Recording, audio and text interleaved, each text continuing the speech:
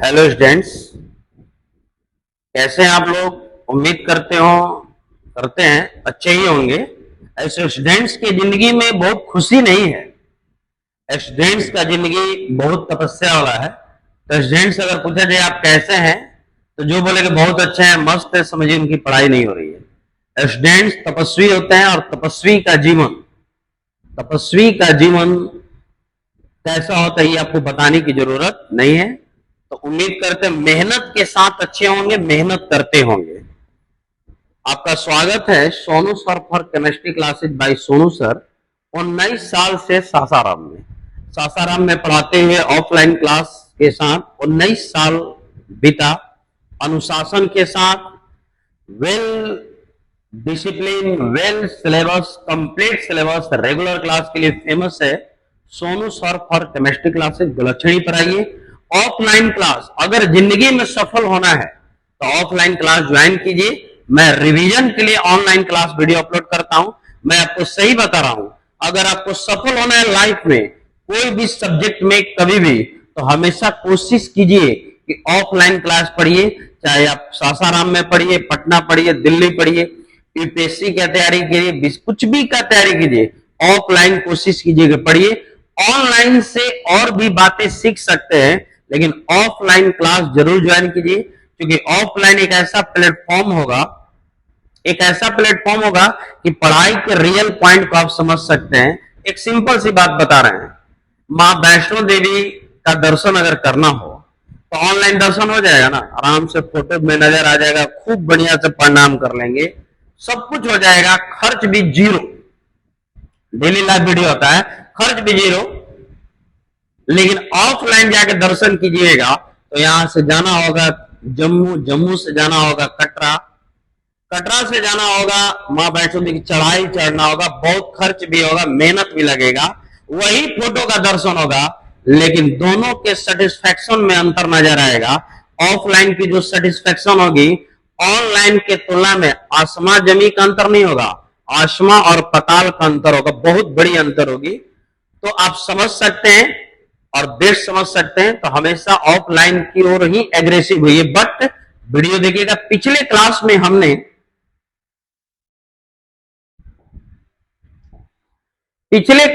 हम डिस्कस कर रहे थे, याद होगा आपको, पार्ट 1 में concentration of solute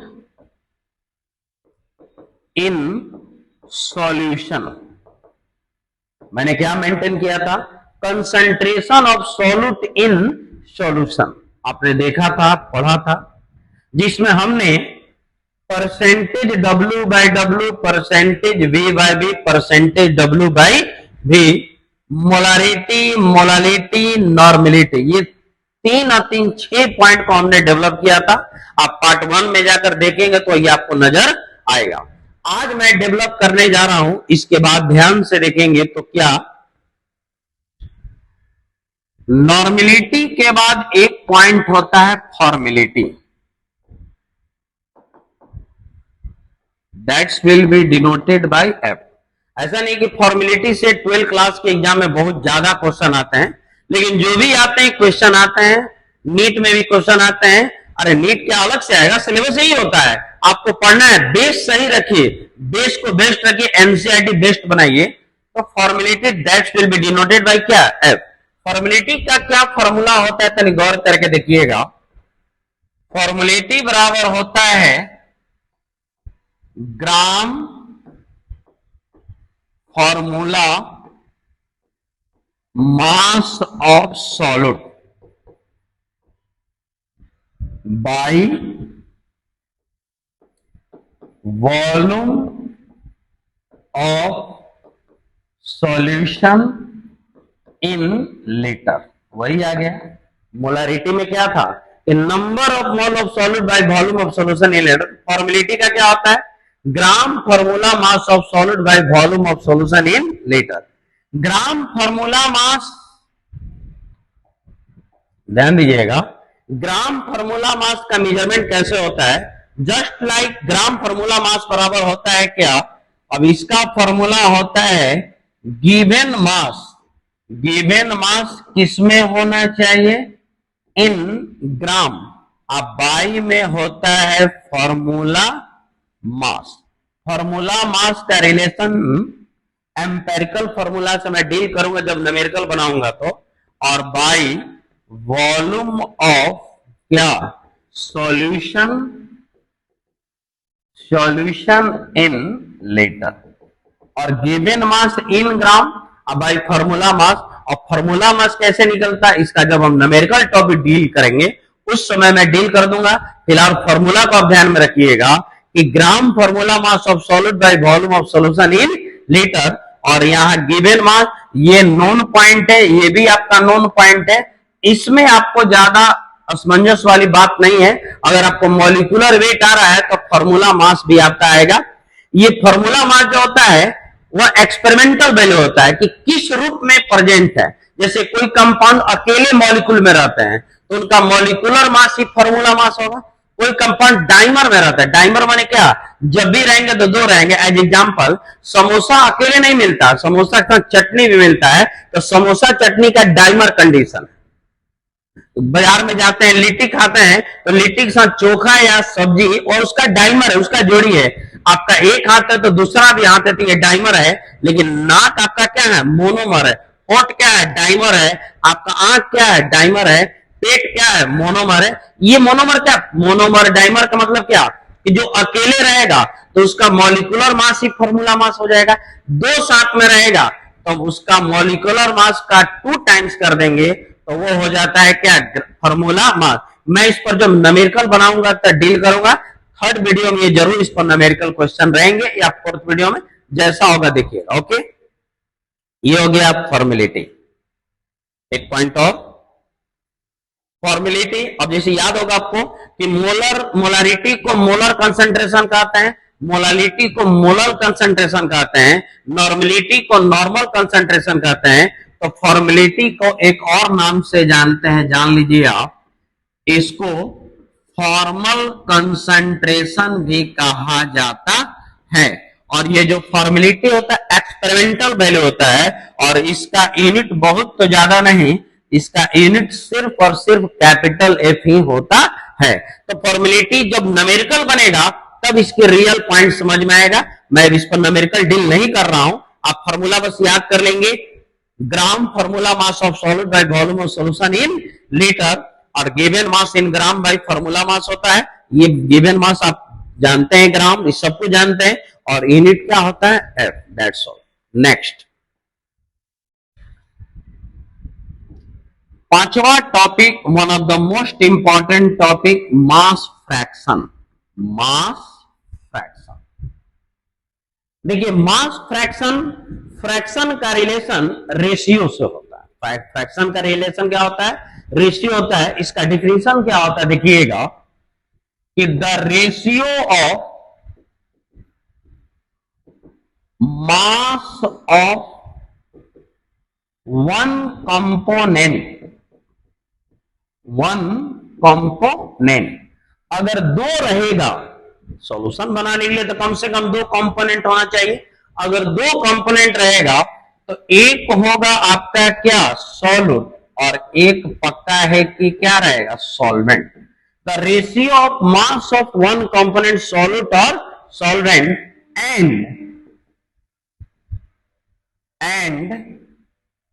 mass of solution is known as mass fraction of respective component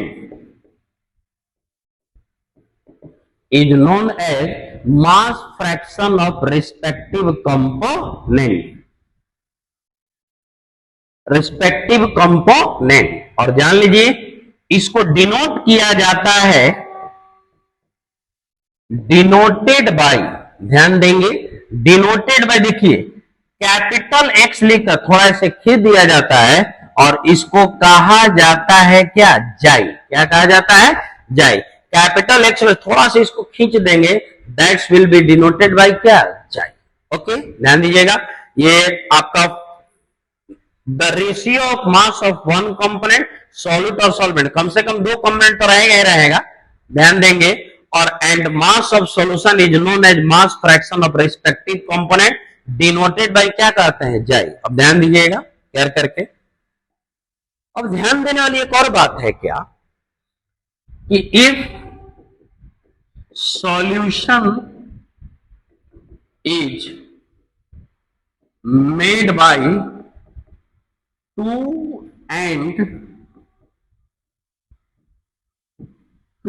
and only 2 components, 2 and only 2 components, ध्यान दीजिएगा, ये है आपका क्या, केस नंबर 1। अगर 2 कंपोनेंट रहेगा तो एक होगा सॉल्यूट और एक होगा solvent.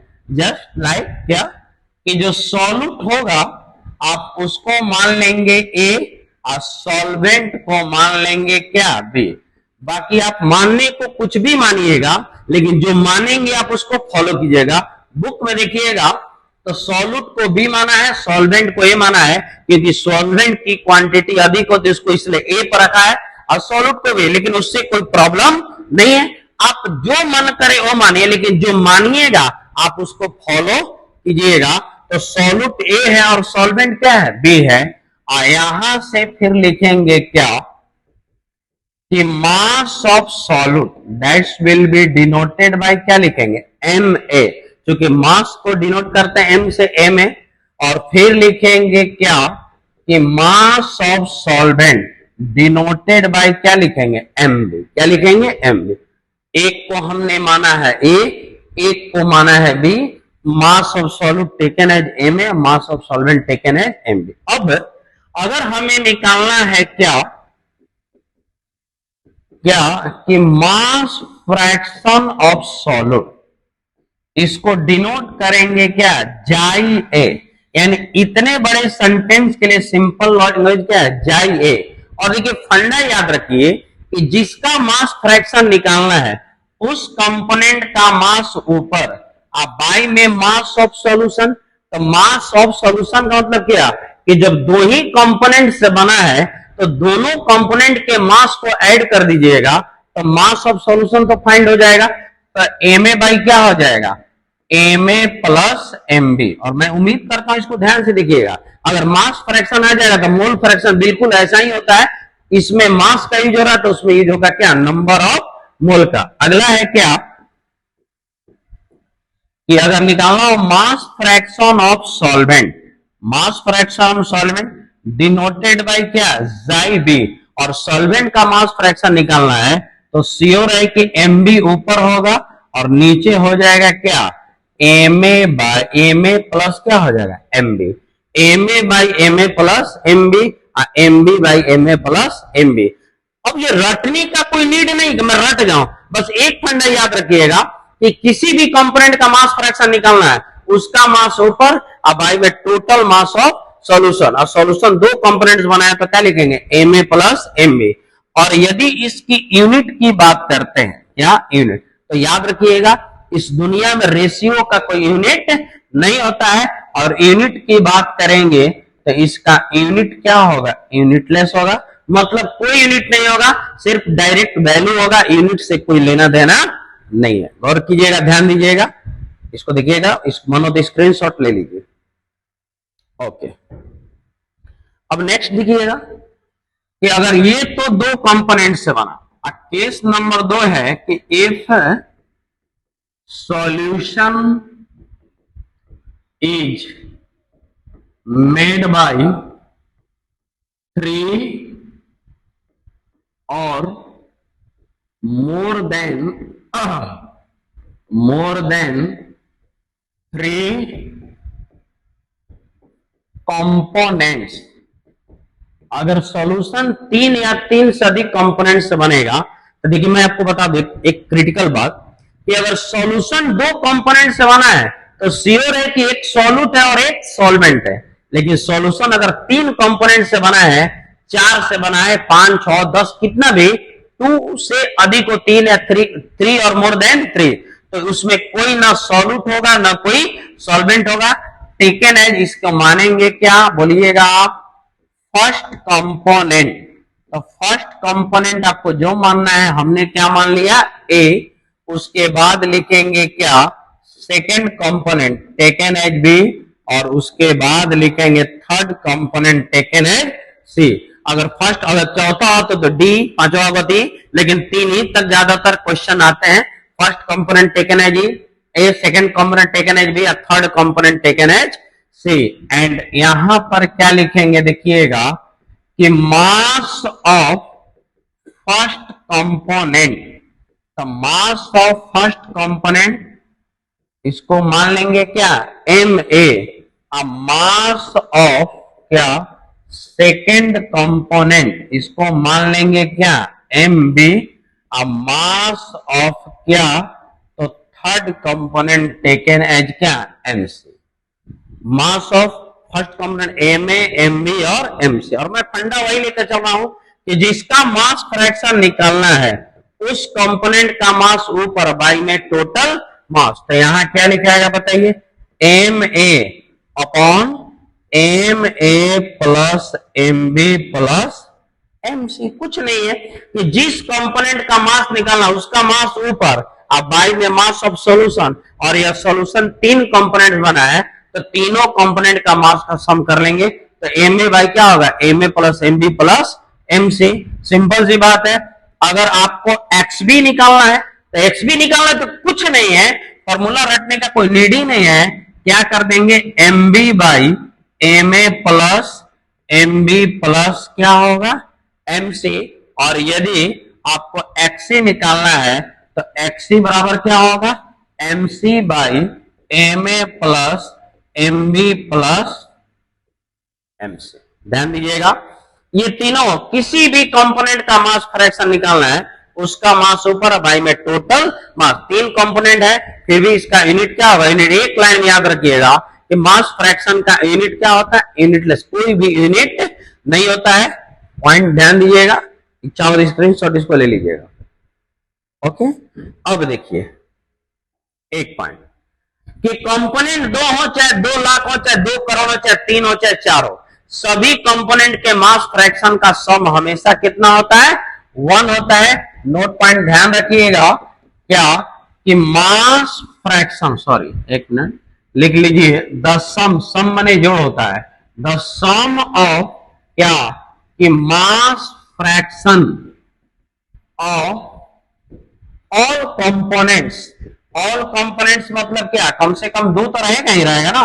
All components is always equal to 1। Mass fraction of 2 और मोर देन 2 बने सभी कंपोनेंट का मास फ्रैक्शन का सम कितना होता है 1। जैसे आपने जाई ए प्लस जाई बी लिखा था ना, तो जाई ए का वैल्यू क्या है एम ए। बहुत सिंपल बात है, मैं करके दिखा कर रहा हूं आपको। और ये हो जाएगा M A plus M B, और जाई बी बराबर क्या होता है M B by M A plus M B. अब दोनों का एलसीएम लोगे तो क्या होगा M A plus M B, ऊपर में हो जाएगा M A plus M B. ये कैंसिल होगा, कितना आएगा वैल्यू बताइए 1। यानी सभी कंपोनेंट का मास फ्रैक्शन का सम 1 होता है। पॉइंट क्लियर है। तो इस पर न्यूमेरिकल बनेगा तो बात समझ आ, लेकिन ध्यान दीजिएगा कि सभी कंपोनेंट का मास एक ही यूनिट में होना चाहिए। सब ग्राम तो ग्राम, सब किलोग्राम तो किलोग्राम, यानी ये आपको पीछा छोड़ने वाला नहीं है। यूनिट कन्वर्जन करने आना चाहिए, ग्राम को मिलीग्राम, मिलीग्राम को ग्राम में, किलोग्राम, ये सब एकदम ऐसा होना चाहिए अपडेट। जैसे कहा जाए 2 + 2 तो तुरंत बोलते हैं 4। इस स्पीड में आपको याद होना चाहिए। इच्छा होगा तो इसका स्क्रीनशॉट ले सकते हैं आप।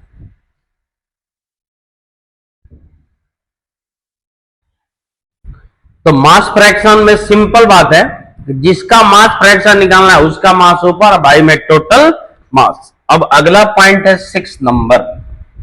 6 नंबर में है क्या mole fraction denoted by also जाई। क्या लिखते हैं जाई। थोड़ा इसका जाई होता है स्मॉल एक्स की तरह होता है, और मास फ्रैक्शन का जो जाई होता है कैपिटल एक्स की तरह होता है। तो गौर कीजिएगा, इसका डिफिनेशन क्या होता है, एकदम वही डिफिनेशन मैं लिख रहा हूं कि the ratio of number of mole of one component. अगर दो कंपोनेंट्स बनेगा तो वही बात है, ध्यान से देखिएगा तो वही नजर आएगा। एक होगा सॉल्यूट और सॉल्वेंट, किसी का भी सॉल्यूट और solvent. The ratio of mass, the ratio of number of mole of one component and the total number of mole of solution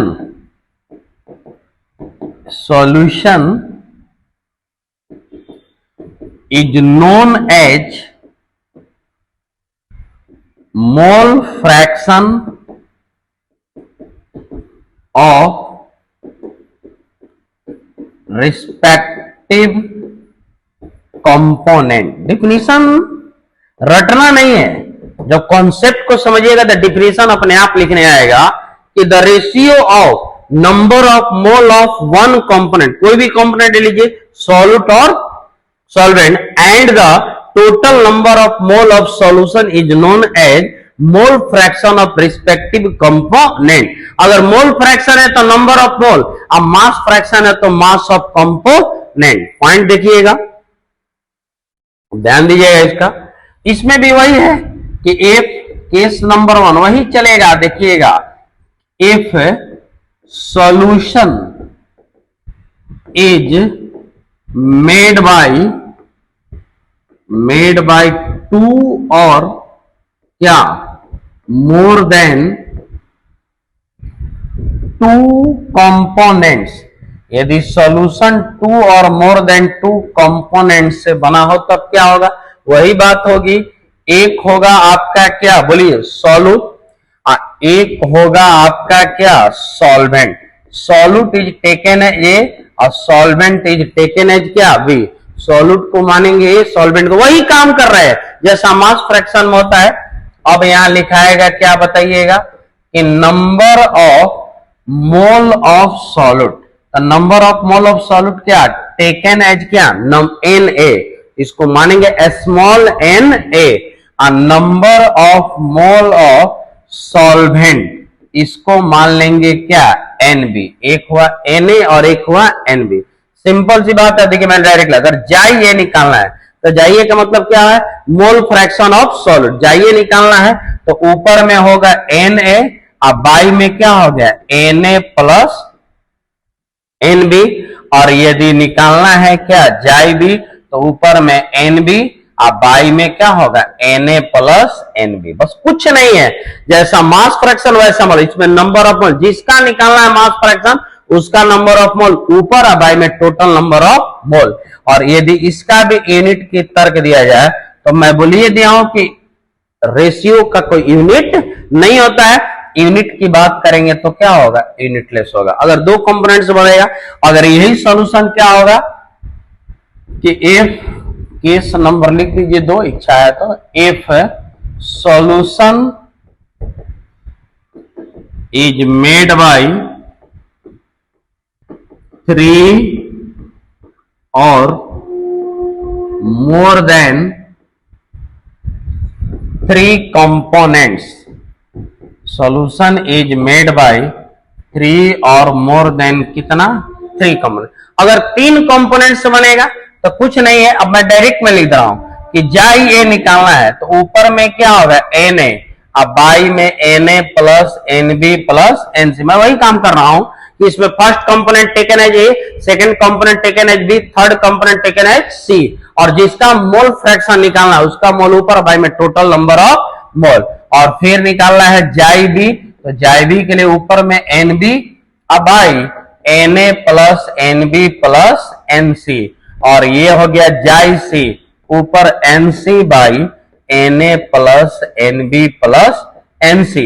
और जैसे मास फ्रैक्शन का सम 1 होता है, वैसे ही मोल फ्रैक्शन का भी सम कितना होता है, 1। सारे कंपोनेंट के मोल फ्रैक्शन का ऐड कीजिएगा, निश्चित रूप से 1 होगा। तो इसमें भी अगर कहें जाई ए प्लस जाई बी तो भी 1 होगा, 2 कंपोनेंट होगा, या जाई ए आप करके देख भी सकते हैं, जाई बी प्लस जाई सी इक्वल टू 1, यानी 3 लाख भी कंपोनेंट होंगे तो सारे कंपोनेंट के मोल फ्रैक्शन का सम कितना होता है 1।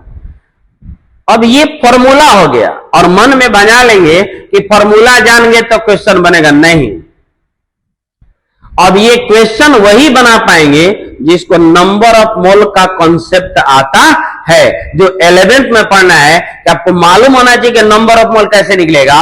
जैसे किसी कंपाउंड का नंबर ऑफ मोल कैसे निकलता है, तो given mass by molecular mass, given mass भी ग्राम में होना चाहिए, मॉलिक्यूलर मास मालूम होना चाहिए। और बहुत सारे ऐसे बच्चे जिनको मॉलिक्यूलर मास आता नहीं है, तमन्नाओं का पुल बहुत बनाएगा बड़ा करके कि हमको ये मालूम होना, ये नहीं, आपको मॉलिक्यूलर मास के लिए एटॉमिक मास मालूम होना चाहिए। और ध्यान दीजिए स्टूडेंट्स, कम से कम एटॉमिक मास सब नहीं तो 1 to 30 आप याद कर लीजिए, नंबर भी यानी एटॉमिक नंबर भी और एटॉमिक मास भी, तभी ये कॉन्सेप्ट क्लियर हो सकता है, अन्यथा तो समझ में नहीं आएगा।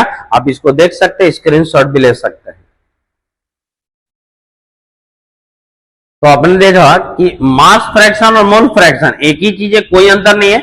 मास फ्रैक्शन में मास का यूज करते हैं, मोल फ्रैक्शन में नंबर ऑफ मोल का यूज करते हैं। लास्ट 7वां देखिए, बहुत इंपॉर्टेंट है,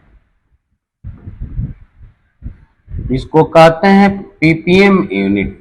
ध्यान दीजिएगा, बहुत इंपॉर्टेंट क्या होता है पीपीएम यूनिट। पर इसका फुल फॉर्म जान लीजिए, पीपीएम का मतलब होता है क्या, पार्ट्स पर मिलियन। यूनिट तो पार्ट्स माने क्या होता है, भाग, कितना पार्ट्स है। अब पर माने जानते हैं पर, अब मिलियन, आजकल तो मिलियन बहुत लोग जानते ही होंगे, फेसबुक पर यूट्यूब पर मिलियन बिलियन की बातें चलती हैं, पहले कुछ यूनिट जान लीजिए। कभी अगर परसेंट निकालना हो, कभी निकालना हो क्या परसेंट, मान लीजिए आ जाए क्वेश्चन में परसेंट, तो कंपोनेंट के रेशियो में मल्टीप्लाई कर लीजिए कितना से, 100 से, 100 से, ये जान लीजिएगा। अगर कभी मिलियन के बारे में जानना है तो जान लीजिए एक फ्रांसीसी यूनिट होता है, 1 मिलियन में होता है 1 पर 6 जीरो, देखिएगा 3 और 3 6, और 1 मिलियन इक्वल टू होता है 10 के पावर 6। ठीक है, आप इसको कर सकते हैं, इकाई दाई, ये 10 लाख के बराबर होता है। एक होता है ऐसे, आपका सिलेबस मिलियन से ही है लेकिन थोड़ा सा मेहनत करना और जानना है, एक होता है बिलियन, क्या होता है बिलियन, और 1 बिलियन में होता है 10 पर कितना जीरो 9, और एक होता है ट्रिलियन, और ट्रिलियन में होता है 10 के पावर 12, और एक होता है क्वाड्रिलियन। मैं बता दे रहा हूं, थोड़ा सा जानिएगा, नॉलेज होना जरूरी है। और क्वाड्रिलियन में होता है 10 के पावर 15, याद रखिएगा। अगर कभी परसेंट निकालना हो तो मल्टीप्लाई कर देंगे कितना 100 से, मिलियन निकालना है तो मल्टीप्लाई कर देंगे कितना 10 के पावर 6, और बिलियन निकालना है तो 10 के पावर 9, और ट्रिलियन निकालना है तो 10 के पावर 12, और क्वाड्रिलियन निकालना है तो 10 के पावर 15। याद भी आपको हो जाएगा। देखिए 3 का डिफरेंट है, 6 9 12 15, 6 में 3 ऐड कर लीजिए 9, 9 में 3 ऐड कर लीजिए 12, और 12 में 3 ऐड कर लीजिए 15, और ये है मिलियन बिलियन ट्रिलियन। को माइंड में याद कर लीजिएगा, मिलियन बिलियन ट्रिलियन को याद रहेगा तभी वैल्यू है, बाकी याद के बिना कुछ नहीं है, और ये आप याद कर लीजिएगा। अब एग्जांपल देखिएगा, इसको ध्यान से समझ लीजिएगा। अब देखिए, अगर कुछ भी आप इसको ध्यान से रोक रोक कर वीडियो आप देख लीजिएगा।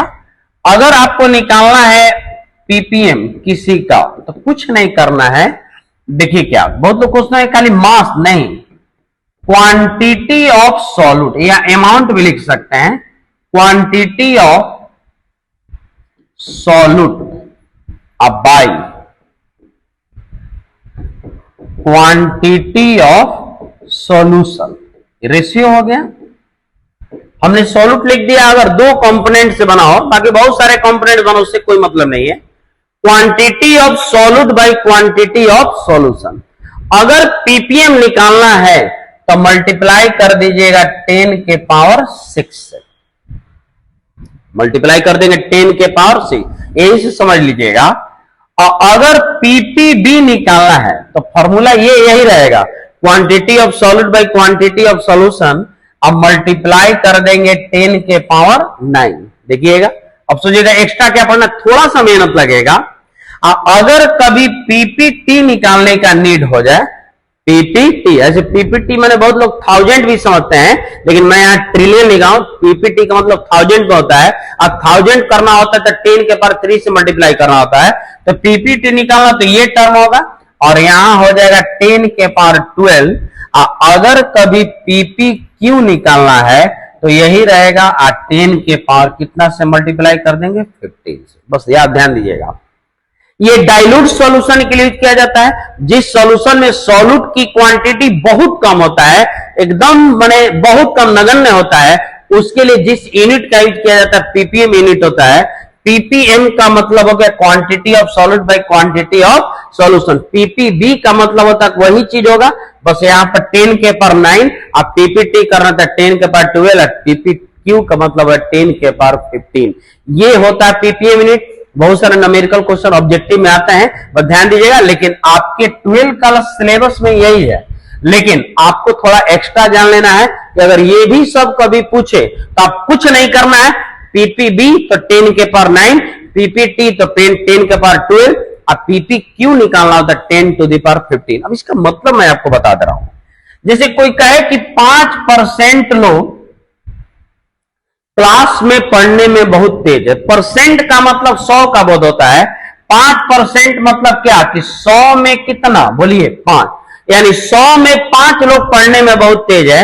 अगर कह दिया जाए तो 200 में कितना होगा, तो कितना होगा 10, 300 में कितना होगा तो 15, 400 में कितना होगा 20, यानी परसेंट जो होता है वो 100 को बताता है। अगला फेज क्या है, अगर कह दिया जाए कि भारत यानी इंडिया में, ध्यान दीजिएगा, अगर कह दिया जाए इंडिया में कि 2 पीपीएम लोग अरबपति हैं, 2 पीपीएम ऐसे हैं जो अरबपति हैं, तो कुछ नहीं है।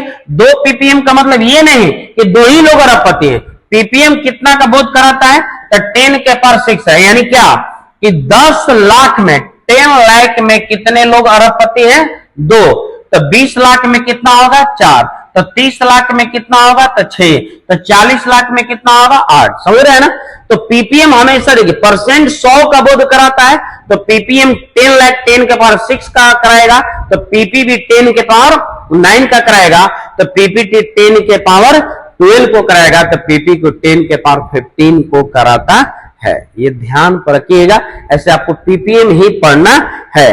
तो मैंने सारे यूनिट का डिस्कशन कर दिया, percentage W by W, percentage V by V, percentage W by V, molarity, molality, normality, formality, mass fraction, mole fraction and क्या पीपीएम यूनिट, यानी 10 यूनिट का डेवलपमेंट हो गया। इस वीडियो को आप ध्यान से देखिएगा, फॉर्मूला को मेंटेन कीजिएगा, इसको बेस को ठीक कीजिएगा, और नेक्स्ट वीडियो में लगभग 2 दिन इस पर मैं न्यूमेरिकल 12 क्लास से लेकर नीट जी मेंस टाइप का भी मैं क्वेश्चन बनाने की कोशिश करूंगा। लेकिन अगर आपका बेस सही नहीं रहेगा तो मेरा क्वेश्चन बस वैसा ही होगा कि जैसे आपके सामने कोई इंग्लिश में भाषण दे और आपको इंग्लिश नहीं आता है तो अपना घर की बातें शुरू कर दीजिएगा, क्योंकि आपको आता ही नहीं। क्योंकि क्लास में आप ध्यान कब नहीं देते, जब आपको आता नहीं है, क्योंकि जब आएगा तो आप ध्यान देंगे और आपको नहीं बुझाएगा तब ध्यान नहीं। एज एग्जाम्पल कोई मूवी आप देखने गए हैं और आपको सारा मूवी समझ में आ रहा है, तब बहुत इंटरेस्ट होकर देखिएगा, अच्छा से देखिएगा, एकदम नजर नहीं करेगा। कोई डिस्टर्ब करेगा तो डांट भी दीजिएगा, चुप रहो, डांट डिस्टर्ब मत करो। लेकिन अगर आपको मूवी समझ में नहीं आएगी तो बर्दाश्त नहीं होगा, आप मूवी को बीच में ही छोड़कर भाग जाइएगा। मेरी बात आप तक पहुंच गई होगी कि बेस को ठीक रखिएगा, बेस ठीक रखिएगा तो नेक्स्ट क्लास में न्यूमेरिकल समझ में आएगा, और इसको ध्यान से देखिएगा। Thank you.